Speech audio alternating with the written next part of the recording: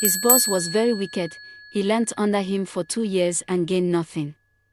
Because his master always sent him on errands when he should learn, and one day when he spoke up, he slapped him. Angry and pained, he went diabolical. He transferred his master's tailoring skills to himself diabolically, and became the boss. Master Gideon, the once feared tailor whose scissors moved with terrifying precision, could barely cut a straight line anymore. Measurements confused him, instructions tangled on his tongue. Sometimes he would stare at fabric for several minutes as if trying to remember what it was meant for. Customers began whispering, "What is happening to Master Gideon?" But the shop did not collapse.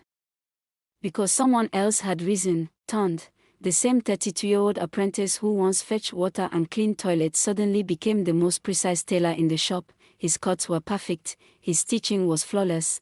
Customers began asking for him directly. "I want you to handle my cloth." Master Gideon should rest, it seems his brain is declining. Within a year, the balance of power in the shop had completely shifted, not legally, not publicly, but everyone knew Tunde was now the one in charge, and Master Gideon was no longer the master. At first Tunde was calm about it, but slowly, something darker crept into his heart. One morning he called out loudly, "Gideon!" The apprentices froze. The name sounded strange coming from Tunde's mouth without master attached. Master Gideon walked over slowly. "Yes." Tunde pointed to a pile of clothes. "Go and iron these clothes." The old apprentices exchanged glances.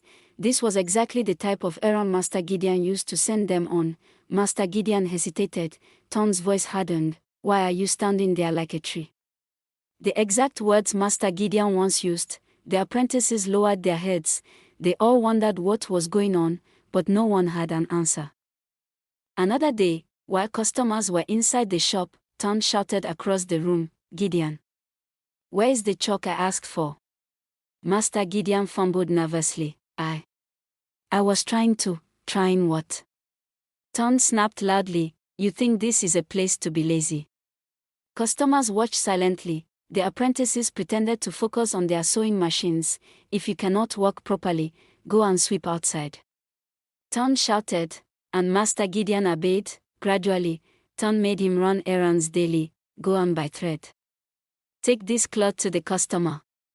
Sometimes the errands were unnecessary, just like before, and sometimes Tunde did something worse. He deliberately called Master Gideon in front of everyone just to remind him who was in charge. One afternoon he said loudly, "Some people think being old means they know work." The apprentices looked at Master Gideon. "But if you don't know work," Tunde continued calmly, "you will learn from those who do. You have no choice." Master Gideon stood silently, head down. The apprentices understood the message. The throne had changed hands. Business exploded for Tunde right in his former master's shop. Money began to flow. Within 3 years, Tunde expanded the shop. He wanted to leave, but something inside him wanted to be around Master Gideon to watch him suffer. He bought a car, he got married, and had 2 beautiful children. For the first time in his life, Tunde felt like he had won. One evening his parents visited his new house. His mother smiled proudly, "My son, God has lifted you." But his father had questions. "I heard something strange in the market."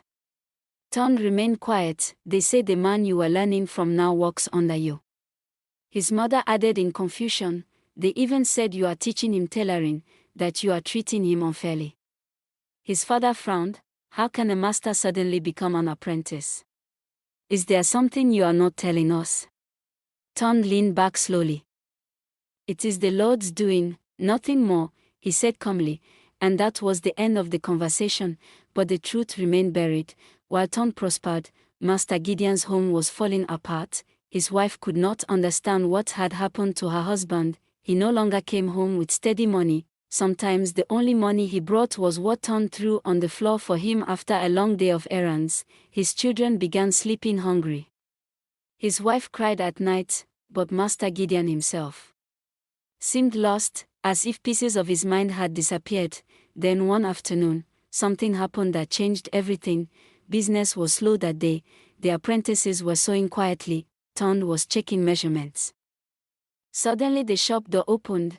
Master Gideon walked in slowly. He looked tired, and, without warning, he dropped to his knees.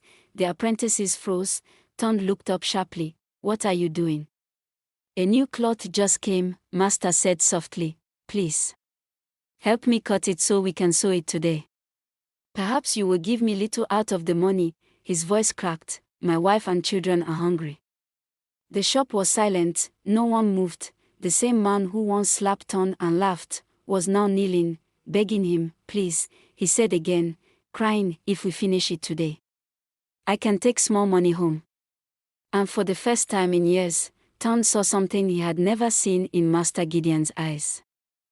Not pride, not cruelty, just a broken man, and suddenly, something softened inside him. He felt pity for him, just slightly, just for a moment. Immediately something snapped inside Tunde's mind. The knowledge he had transferred disappeared, all of it, measurements, patterns, techniques, gone. His hands trembled. The apprentices rushed toward him. "Master Tunde, what is wrong?" He stared at the fabric. He had no idea how to cut it. Then he remembered Baba Femi's warning, "You must never pity him." Tunde's heart sank. But it was too late. Without saying a word, Tunde quietly packed his things. The apprentices watched in confusion. "Master, where are you going?" Tunde did not answer. He walked out of the shop and never returned.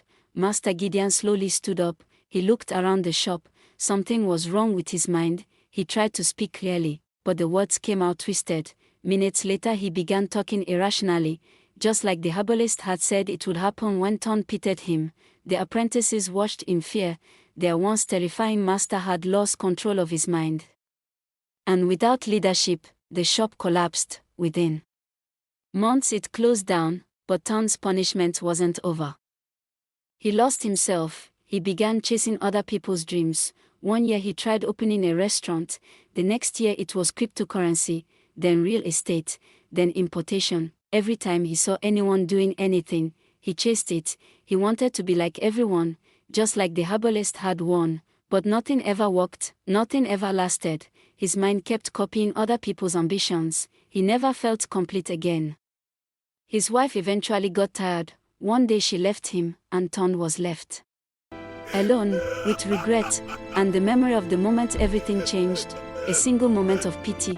The moral of the story is this: wickedness breeds hatred, and where hatred exists, people can do anything to get revenge. And in the process, revenge turns us into the very people we hate. Sometimes the greatest victory is choosing not to fight evil with evil. Power gained through darkness always demands a price, one that is too heavy to pay. Thank you for watching. We meet again to share another lovely story, but until then, bye.